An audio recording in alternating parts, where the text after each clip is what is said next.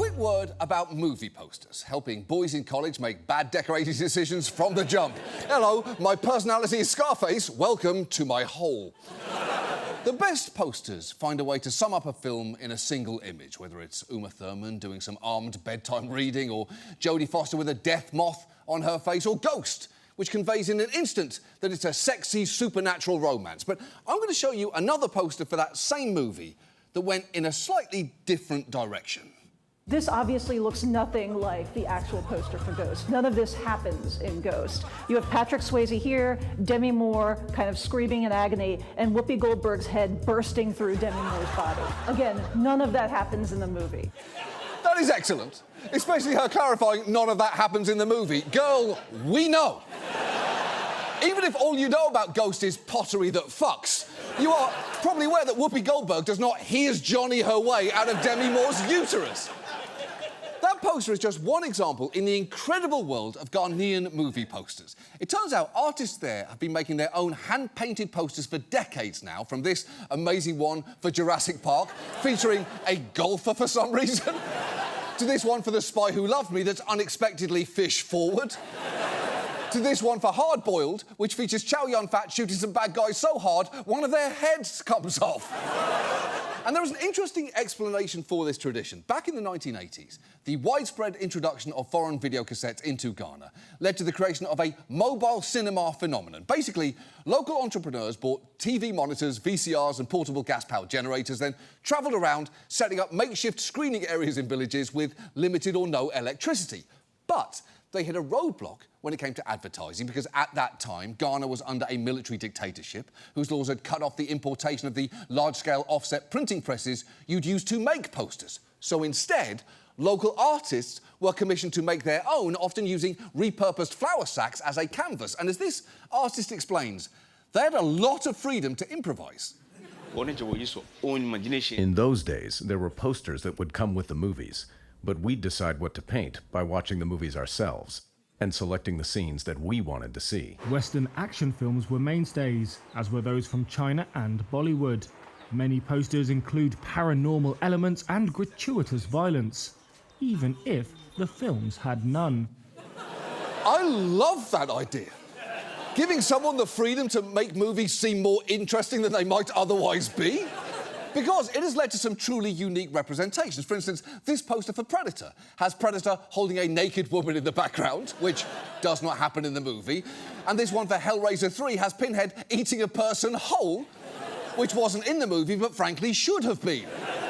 Although, as this cultural anthropologist explains, that approach had both pros and cons. Sometimes you have things depicted on the posters that will arouse your interest, because you think that you are going to see those depictions in those movies. It created tensions where you have certain folks demanding their money back because they've been deceived, right? Yeah, that makes sense, doesn't it? If you buy a ticket to The Spy Who Loved Me, thinking you're going to see the big red fish, and he hasn't showed up an hour into the movie, you're going to start whispering to your date, "I'm so sorry, I know you wanted to see the big red fish.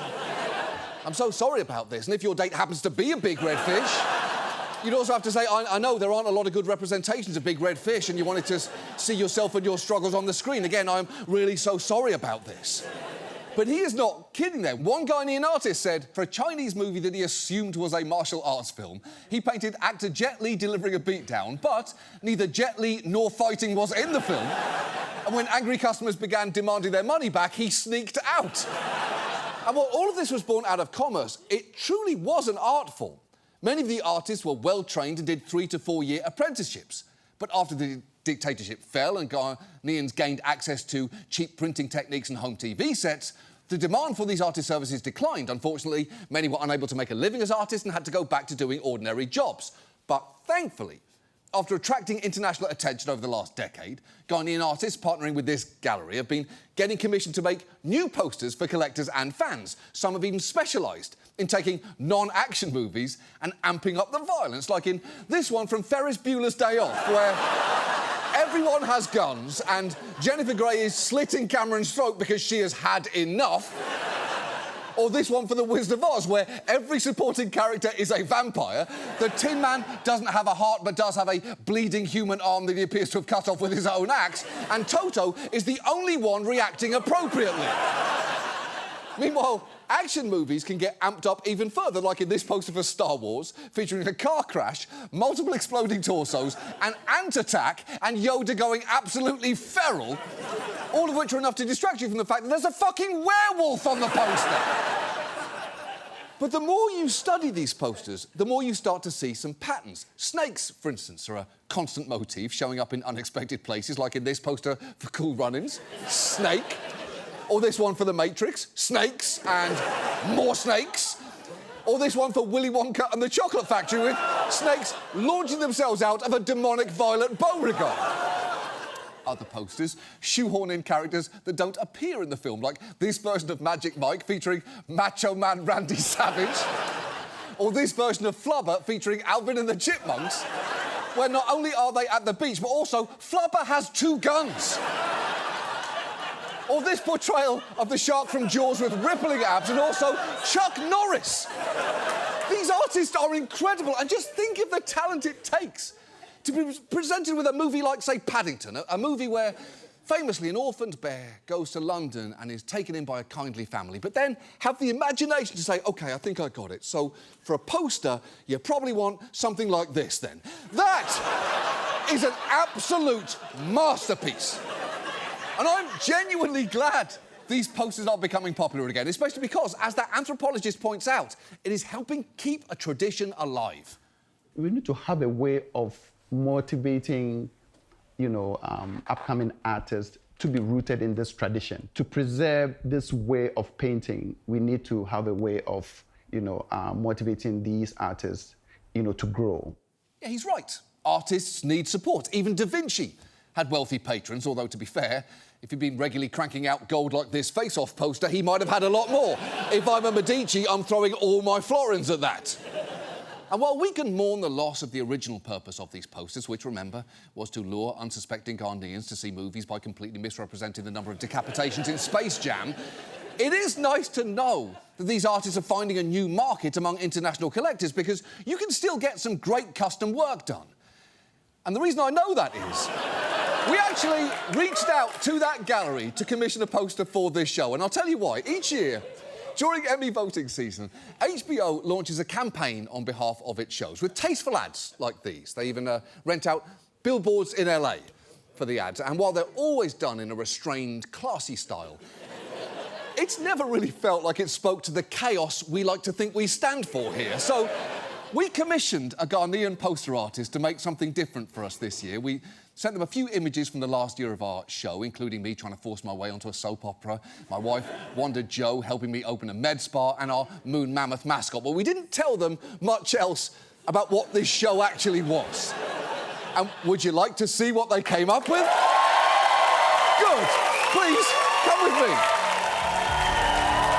Because all we asked them to do was to use their imagination, include at least one character who is not a part of this show, and to use as many of their regular tactics as they wanted to. So, may I present to you, from Ghanaian artist C.A. Wisely, a poster that I think truly represents what this show is about.